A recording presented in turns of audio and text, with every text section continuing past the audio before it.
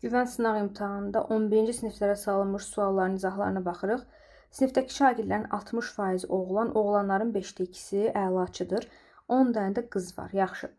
Bizə əlaçı olmayan oğlanlar lazımdır. Əgər sinifdəki şagirdlərin 60% oğlandırsa, belə çıxır ki, 40% nədir? Qızdır. 40% qızdır.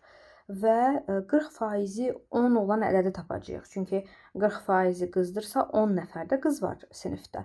40% 10 olan ədəd tapanda onu bölməliyik 40-a. Onu bölək 40-a və ədədi kəsrə böləndə bilirik ki, vur yazacağım. İkinci kəsri tərsinə çevirəcəm. İxtisar aparaq 20-yə 2, 20-yə bölünür 5. Onunla da 2 ixtisara gedir 5. Burada 1, 5 dəfədə 5, 25.